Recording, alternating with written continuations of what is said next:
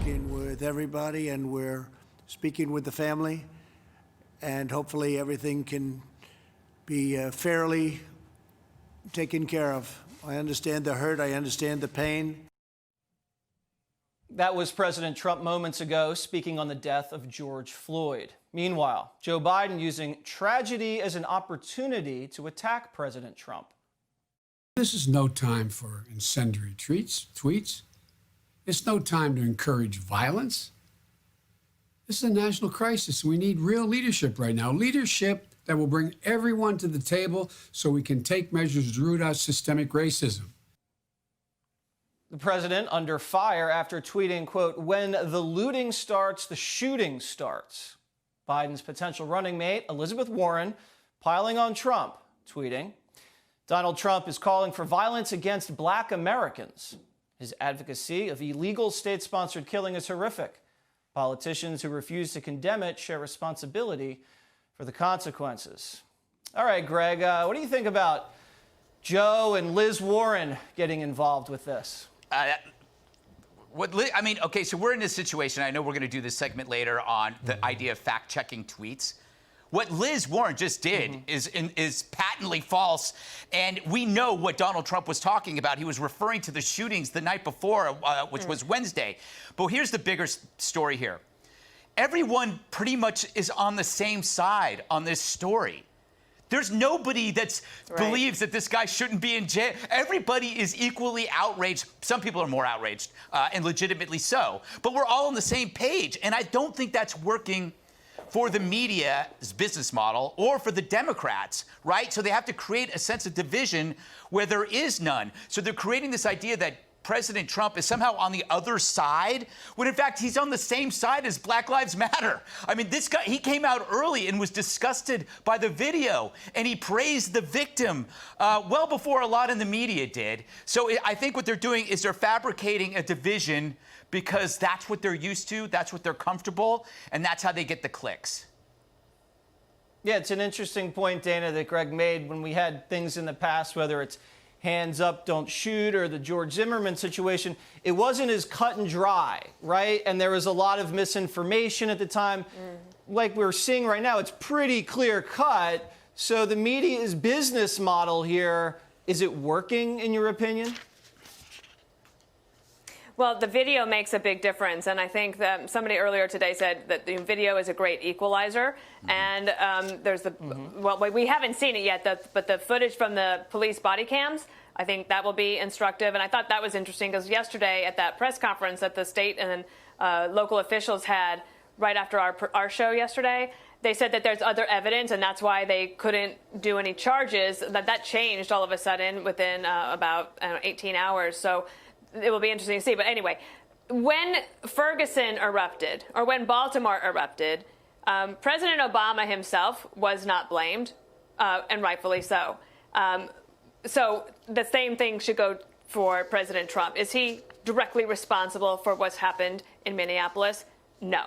So, but we are in an election year. It is going to be political. And I think when you are communicating as a commander-in-chief, to do so more clearly, to avoid problems where you have to figure out a way to, oh, wait, that's not what I meant. It's not always easy to do, but just like a little bit of a step, maybe a check, read this, what do you think, could have prevented this. But I also think that because he has called on the Justice Department to, he said just a moment ago, expedite the look into whether there were federal civil rights laws that were broken by these officers.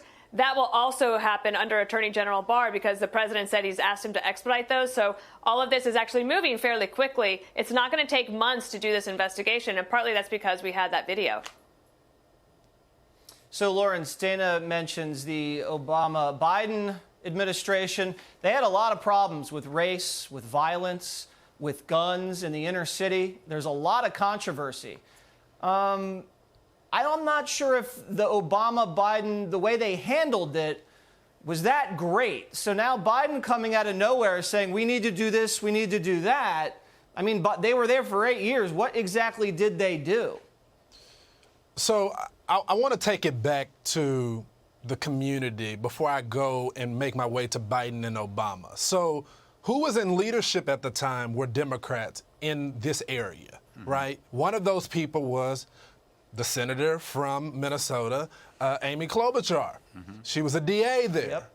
There is a pattern of corruption, excessive force, racism within the department that was there under her control. And what do you mean by that? Because she's the prosecutor. Those complaints she would receive that in her office. She could have investigated. She could have invited the Obama-Biden DOJ in to do a full autopsy. She did not do that. But now she wants to make comments on Twitter to virtual signal when she had the power to do something about it. So, again, I understand this is election time. Y'all heard my spiel yesterday on what I feel about this city and what's going on during this tragedy. But I'm not going to allow Democrats to have the moral high ground on this when they had power and did nothing to solve these issues. So, yes, Jesse, you are right. What did they do? Nothing. Geraldo, Lawrence mentions Klobuchar, VP pick, possibly. This might hurt her. People are angry, especially the NAACP. I don't think so, Jesse. I don't think she's going to be the vice presidential pick. But I do think that the president is not doing himself any favors. Now, the main point I want to make is that Democrats have been studiously avoiding the horrible carnage that has been wrought in Minneapolis by anarchists, by some outside agitators, destroying businesses, wrecking minority-owned establishments. They burned affordable housing that was being constructed. And you hear crickets from Democrats about what has been the response to this horrible, horrible murder by this police officer of George Floyd. But the other thing is the president, in these tweets, when the looting starts, the shooting starts, come on, what is this, 6th grade? You don't, put gasoline on the fire. That's not calming anybody. Who are you daring? Who are you going to, I'm going to torch the store. No, I won't torch the store because Donald Trump has just tweeted that when the looting starts, the shooting starts, and I might get shot. That's not going to happen. All he does is diminish himself. And you know how I feel about him, and I lament the recklessness of his tempestuous nature when it comes to Twitter. Now, we're going to talk about censorship and Twitter and all the rest of it coming up. But I call on the president to self-censor himself. What thugs? Who's the thug? What does thug mean?